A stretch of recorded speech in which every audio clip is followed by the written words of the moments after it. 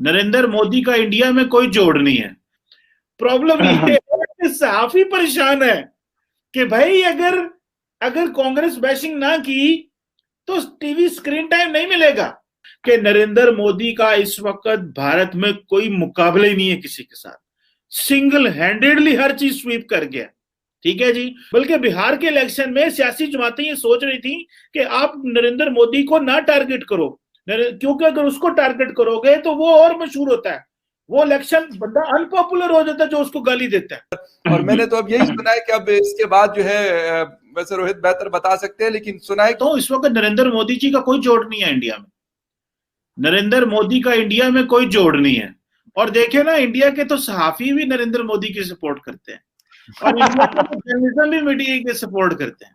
और वो सहाफी मतलब चले ठीक है यार, मतलब नरेंद्र मोदी की पॉपुलैरिटी का चेक करें कि सहाफी इनसिक्योर हो गए।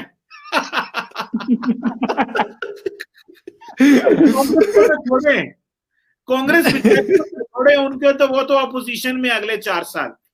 प्रॉब्लम ये है कि सहाफी परेशान है कि भाई अगर अगर कांग्रेस बैशिंग ना की तो टीवी स्क्रीन टाइम नहीं मिलेगा।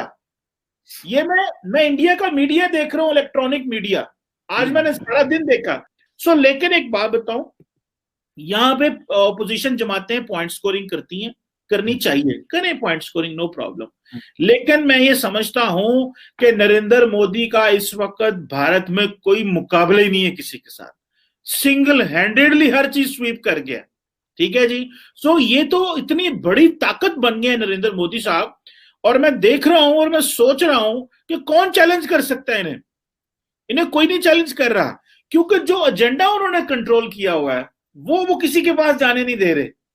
वो एजेंडा है पॉपुलिज्म का, वो एजेंडा है आइडेंटिटी पॉलिटिक्स का, वो एजेंडा है नेशनलिज्म का, हाइपर नेशनलिज्म।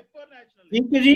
वो एजेंडा है जनाब के आप वो समझते हैं कि जी मैं हूं भारत का मालिक, मैं डिसाइड करूंगा जो कहूंगा। अब ये कांग्रेस बड़ी सॉफ्ट सी पार्टी थी, बड़ी और तरीके की पार्टी थी।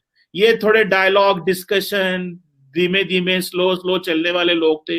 इनके मुकाबले में आ गए हैं भाई वो देशभक्त आ गए, पता नहीं क्या क्या आ गए हैं। ये तो सबको उड़ा के ले गए। शिवसेना जैसे नेशनलिस्ट परेशान बैठे हुए हैं, कांग्रेस तो और मिजाज की है, अकाली दल और बाकी सारे। आप देखिए आइंदा सियासत क्या टर्न लेती है, नरेंद्र मोदी किस, जिन्होंने कहते हैं ना, किस पास से टेक देने, ये चेक करना है। अब उनका फॉल कैसे होता है, या तो फॉल होगा 2029 में, 2029 में जी, ठीक है, या तो फॉल होगा 2029 में।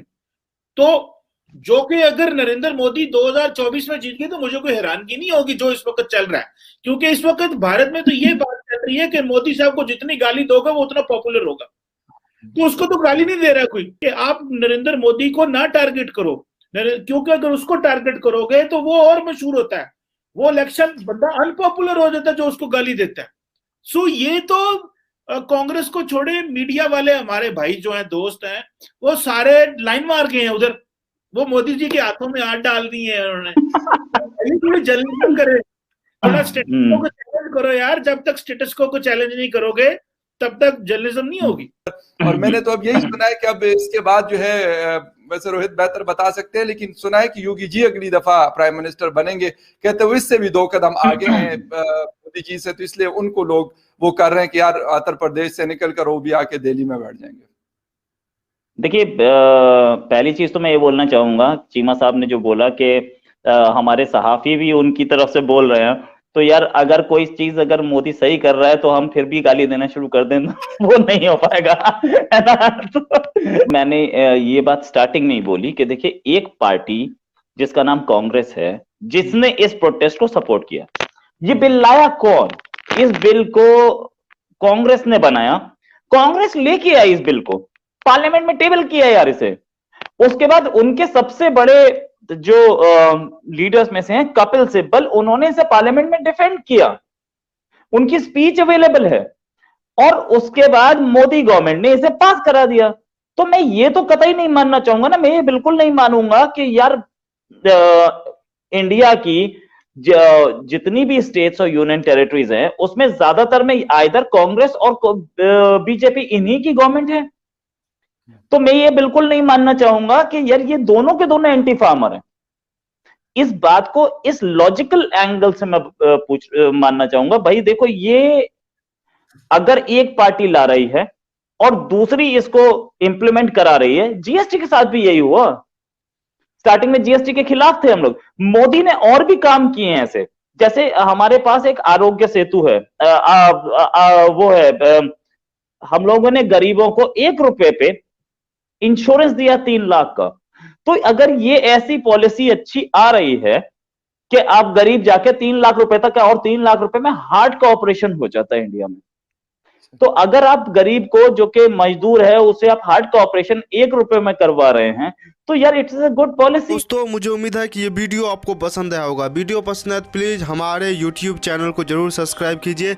इसी प्रकार का भविष्य में वीडियो देखने के लिए चैनल को सब्सक्राइब कीजिए। हमारे इस YouTube चैनल पे आपको इससे भी ज़्यादा इंटरेस्टिंग वीडियो भविष्य में देखने को मिलता रहेगा। तो प्लीज़ हमारे YouTube चैनल सोच टाइम्स को सब्सक्राइब कीजिए, वीडियो को लाइक कीजिए, इस वीडियो को अपने दोस्तों के साथ जरूर शेयर कीजिए। नमस्कार, फिर मिलेंगे अगले